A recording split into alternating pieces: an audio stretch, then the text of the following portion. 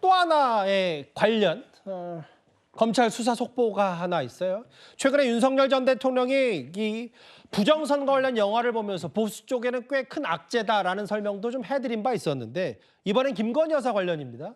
통일부 전직 간부가 건진법사를 통해서 김건희 여사 측에 샤넬백 2개를 건넸다.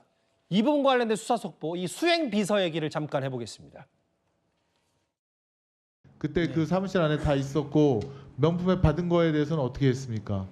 명품백을 받을 때는 유비서, 정비서만 있었습니다.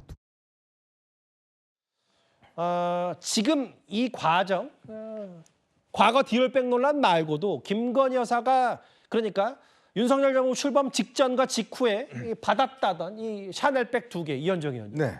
일단 받은 사실 없고 그리고 수행비서도 마치 김건희 여사 모르게 심부름한 거라고 하는데 뭔가 검찰 수사가 진행되면 진행될수록 조금씩 실체가 드러나는 것 같아요. 그러니까 지금 소위 건진법사라고 하는 이 분의 전성배 씨의 진술이 계속적으로 좀 바뀌고 있다는 거죠. 그러니까 아마 검찰에서 새로운 증거를 내놓을 때마다 진술이 바뀌고 있다는 거는 신빙성이 흘리고 이 신빙성보다는 거짓말일 가능성이 높다라는 어떤 이 정황이 아니겠습니까?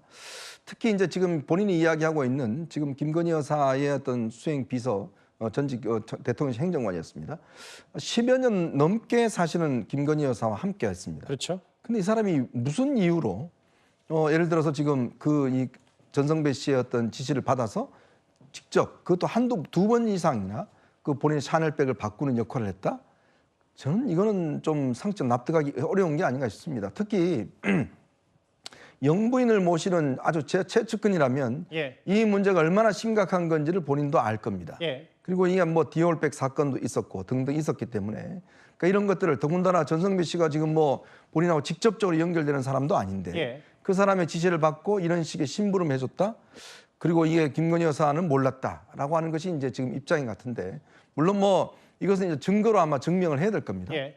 그렇지만 지금의 어떤 상식적인 상황을 볼 때는 이분이 뭐 전성배 씨한테 뭐 월급을 받는 분도 아니고 예. 이런 일을 할 수 있는 위치에 있지도 않고 그렇기 때문에 또 더군다나 이걸 다 잃어버렸다는 거 아니겠습니까? 그 자체도 저는 설득력이 굉장히 떨어진다는 생각이 듭니다. 조금 전에 일부 보도를 보니까 이제 교환을 할 때, 바꿀 때 가격까지 결제한 정황 85만 원 추가 결제. 이제 아무래도 수행비서가 어떤 진술을 하느냐에 따라서 그 박상무 비서관님 김건희 여사에 대한 직접 소환 조사도 좀 불가피해 보여요. 네, 그렇죠. 그러니까 현직 영부인에게 전달된 선물을 영부인의 수행비서가 말도 없이 자의적으로 어떤 선물을 바꿨다.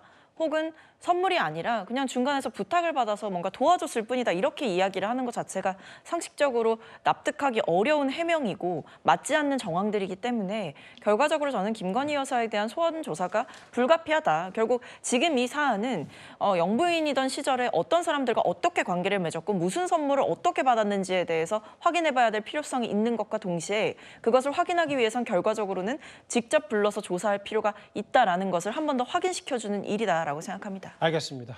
김건희 여사 관련 수사 속보, 명품백 관련 속보까지 만나봤습니다.